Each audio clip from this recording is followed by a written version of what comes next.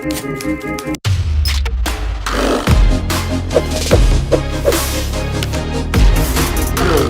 warahmatullahi wabarakatuh. Selamat pagi teman-teman, sobat Restoku semua, dimanapun berada gitu ya. Di video kali ini saya akan menjelaskan bagaimana sih caranya kita mengaudit usaha kita. Apakah ini kita masih punya potensial ke depannya? Ya, teman-teman bisa melakukan audit sendiri nih. Karena kemarin ada pertanyaan nih dari sobat Restoku tuh, misalkan perlu nggak sih kita audit internal untuk usaha atau outlet yang ukurannya masih relatif kecil atau mikro? Perlu nggak perlu, ini balik lagi. Kalau ini menurut saya perlu. Kenapa? Karena kalau saya bikin bisnis, saya bikin usaha, saya pengen usaha saya gede dong, ya. Sehingga ya saya perlu audit dong. Saya harus cek sampai mana nih bisnis saya nih. Tapi kalau teman-teman sekali lagi seperti di video saya yang lainnya gitu, saya sebutkan bahwa kalau teman-teman nggak pengen gede, nggak perlu ribet-ribet, jualan aja dah. Nanti tiba-tiba nggak laku gitu, ya sudah, jangan salahkan, jualan lagi yang lainnya aja gitu ya. Tapi kalau teman-teman yang gede bisnisnya, pengen serius ya, maka teman-teman perlu melakukan ini ya. Teman-teman perlu mengaudit ya internal. Nah, apa aja nih yang harus kita cek nih ya. Saya akan kasih faktor-faktor, ada 10 faktor yang teman-teman harus cek ya, dan teman-teman kasih skor nih kira-kira ya. Dari 10 faktor ini kira-kira nih bisnisnya teman-teman gimana nih ya. Nah, oke, yang faktor yang pertama adalah faktor industri dan kategori growth ya. Coba teman-teman kasih skor 0 sampai 10. Oke, industri kategori growth-nya teman-teman itu sekarang seperti apa? F&B misalkan, industrinya F&B, kategori itu lebih dalam lagi. Misalkan teman-teman bisnisnya apa nih, misalkan ready to drink, atau bisnisnya coffee shop, itu kategori. Nah, ini growth-nya gimana? Ya cek, silakan teman-teman cek. Karena kalau kita lihat growth-nya kita lihat 5 tahun, 10 tahun lagi kayaknya dia sudah nggak bagus, sudah saturated. Ya hati-hati juga kasih skor yang kurang bagus, ini jadi perhatian. Contohnya kayak BlackBerry lah. Mungkin industrinya masih bagus smartphone, tapi kalau teman-teman stay di kategori yang kayak BlackBerry yang pasarnya udah hilang, ya jangan masuk ke situ gitu ya. Nah dicek nih, ya misalkan apa nih coffee shop, kira-kira coffee shop seperti apa nih growth-nya, karena ada posisi dia akan saturated, jadi market itu nggak selalu naik terus, enggak. Nah ketika growth-nya marketnya juga growth gitu, oke, silakan gitu, itu menarik ya. Jadi silakan kasih skor nih 0 sampai 10 di industri kategori growth dari bidang yang teman-teman pilih.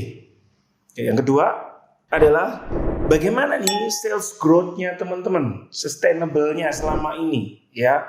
Cek sales-nya dia growth nggak? Apa growth-nya naik drastis, atau dia slow tapi dia naik, atau dia nggak ada growth? Nah, silakan kasih skor ya 0 sampai 10. Kalau dia bagus, kayaknya masih bagus gitu kan, sudah pelan-pelan tapi dia naik gitu ya. Oke, bagus berarti. Ya, atau kalau misalkan dia kok tiba-tiba naik ya, teman-teman nggak tahu faktor naiknya itu apa, teman-teman nggak bisa menjelaskan, bahaya juga nanti buat teman-teman. Jadi dicek nih, sustainable sales growth-nya, cek sales-nya selama ya let's say 1 tahun belakangan seperti apa, ya gitu.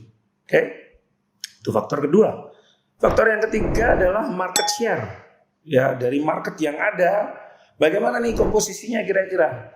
Bikin aja ekstrapolasi data, yaitu hitung-hitungan sederhana saja, hitung-hitungan kasar yang yaitu teman-teman kira-kira aja dulu gitu ya. Oh berarti teman-teman tuh dapat berapa nih market share-nya? Masih bagus gak market share-nya gitu kan? Ya 0 kasih sampai 10, silakan dikasih nilai.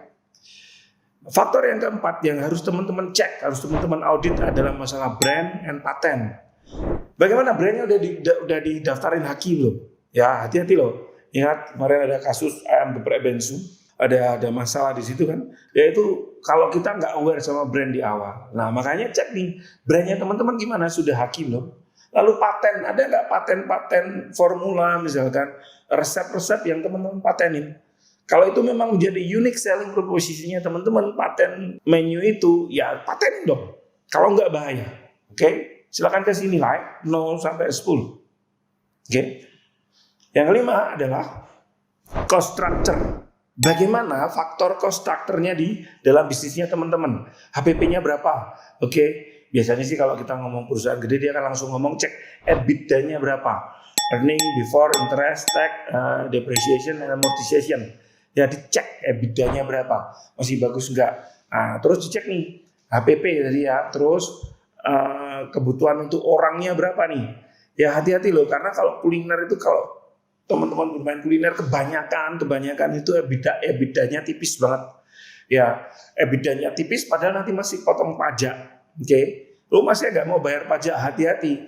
Ini pilihan sekali lagi. Kalau teman-teman mau gede, mau nggak mau pajak harus beres. Oke. Kalau nggak akan kehut di situ aja. Ya, itu jadi cost structure silakan dicek lagi. Bagaimana sih komposisi cost structure-nya teman-teman? EBITDA-nya masih bagus nggak? Ya, kalau dia masih bagus, ya oke.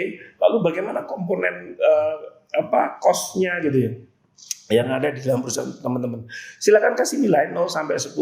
Oke. Jadi itu 5 faktor. Ya, kita akan teruskan di video selanjutnya 5 faktor berikutnya. Oke, selamat memberi nilai 0 sampai 10 dari 5 faktor itu dulu. Oke.